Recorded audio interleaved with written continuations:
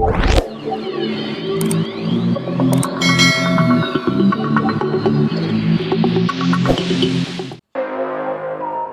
Medan pasti pernah melintas di Jalan Brigjen Bejo yang dulunya bernama Jalan Cemara. Tapi jika ditanya, hanya segelintir yang mengenal sosok Brigjen Bejo.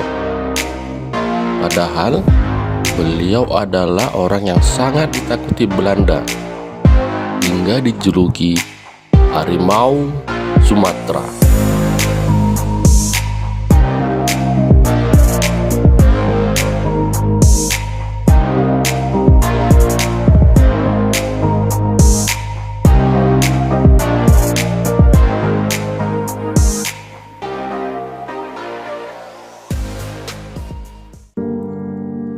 Bejo lahir pada 10 Desember 1919 di Tanjung Mulia, sekitar 7 km arah utara Medan Belawan. Kini masuk ke dalam Kecamatan Medan Deli. Ayahnya bernama Satar dan ibunya bernama Tugina, berasal dari daerah Gunung Jeruk, Kabupaten Purworejo, Jawa Tengah. Bejo memiliki 5 saudara. Kakaknya bernama Tuminem dan abangnya yang bernama Bendu juga aktif berjuang mempertahankan kemerdekaan Indonesia. Setelah tamat dari melanjutkan sekolah desa, Bejo yang bercita-cita ingin menjadi ahli teknik melanjutkan ke sekolah Ambah School di Medan. Lalu sore harinya belajar di perguruan agama Islam Al-Jamiatul Wasliyah di Pulau Brayan. Setelah menamatkan sekolahnya, ia pun bekerja pada perusahaan bengkel milik Belanda sebagai tenaga montir. Begitu Belanda berhasil diusir oleh Jepang, Bejo bekerja jadi montir di bengkel Jepang. Bejo juga membuka bengkel kecil di rumah ibunya di Jalan Amplas, Medan. Khususnya membuat cangkul, rantang, dan sekrup-sekrup. Tapi belakangan, bengkel itu pun kemudian berfungsi ganda, yaitu menjadi markas gerakan anti-fasis yang disebar lewat ceramah dan diskusi dengan sejumlah tokoh pemuda seperti Selamat Ginting dan Liberty Malau, yang juga merupakan bagian dari pasukan bersenjata di Sumut. Saat itu, Bejo belum masuk dunia militer.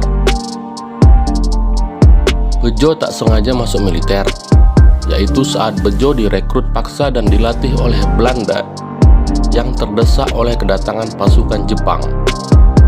Namun, keahlian militer yang dipelajarinya kemudian malah ia pakai untuk menghabisi Belanda. Pertama sekali Bejo merintis rasa nasionalisme dalam dunia keprajuritan adalah ketika Barisan Pemuda Indonesia bentukan tokoh pemuda Medan, Sugondo, membuat panitia besar rapat umum kemerdekaan RI di Medan, yakni pembacaan teks proklamasi Indonesia 17 Agustus 1945 yang baru diketahui warga Sumut sebulan kemudian.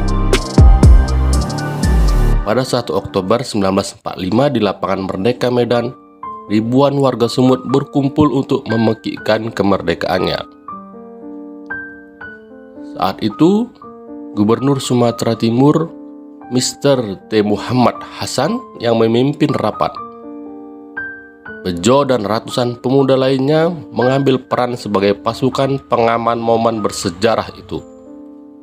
Karena diduga kuat ada pihak-pihak asing yang akan mengacaukan perhelatan akbar itu. Terbukti 2 buah granat aktif berhasil disita dari tangan warga pengkhianat saat akan melaksanakan aksinya. Perjalanan militer Bejo baru mulai memasuki tahap pertempuran yang sesungguhnya adalah ketika pasukan asing kembali mendarat di Medan.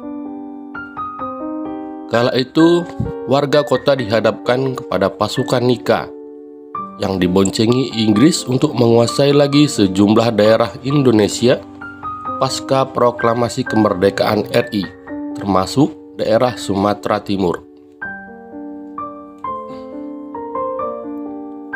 Saat itu, Bejo mulai masuk dalam sebuah pasukan milisi yang dipersenjatai dari hasil jarahan gudang senjata Jepang. Perang dahsyat dan bertubi-tubi dilalui pasukan Bejo. Dengan merampas gudang senjata dan makanan Jepang, termasuk hasil perkebunan seperti karet dan tembakau yang saat itu sangat berdaya jual tinggi, pasukan Bejo mendapat persediaan logistik. Meskipun demikian, tentu saja perbandingan persenjataan dan daya tahan antara pasukan Belanda dan Indonesia sangat jauh. Namun tekad sekali merdeka tetap merdeka menjadi pekik dan motivasi untuk terus melawan dari penjajahan. Bejo dan sejumlah pasukan yang terbentuk di bagian-bagian wilayah terus melakukan adu senjata dengan pasukan musuh. Namun yang paling terkenal karena akhirnya mampu memukul mundur pasukan Nika yang datang dari Pelabuhan Belawan adalah upaya pasukan Laskar Rakyat Medan Area. Perang Medan Area merupakan salah satu mata rantai peristiwa perjuangan merebut dan mempertahankan kemerdekaan berdasarkan proklamasi 17 Agustus 1945. Yang telah terjadi di beberapa tempat dan lingkungan wilayah Indonesia. Antara lain peristiwa 10 November 1945 di Surabaya, Palagan Ambarawa di Jawa Tengah Desember 1945, Bandung Lautan Api di Jawa Barat Maret 1946, peristiwa Merah Putih di Manado 14 Februari 1946. Nah, dalam perang ini, Bejo yang sudah berpangkat mayor adalah salah satu pemimpin pasukan pada Perang Medan Area. Serangan umum Laskar Rakyat Medan Area yang terjadi pada 27 Oktober hingga 3 November 1946 berhasil menguasai setengah lebih wilayah kota Medan dari pendudukan sekutu yang baru menang Perang Dunia Kedua. Mereka merapat melalui Pelabuhan Belawan sejak tanggal 4 Oktober 1945. Kala itu pasukan Nika dipimpin Brigadir Jenderal Ted Kelly. Karena kegigihan dan kenekatannya dalam memerangi Belanda, Bejo dijuluki Harimau Sumatera. Bahkan warga Tapanuli menyebutnya si tangan besi. Betapa tidak, Bejo mengalami pertempuran bersama pasukannya dari kawasan timur hingga barat Sumatera Utara.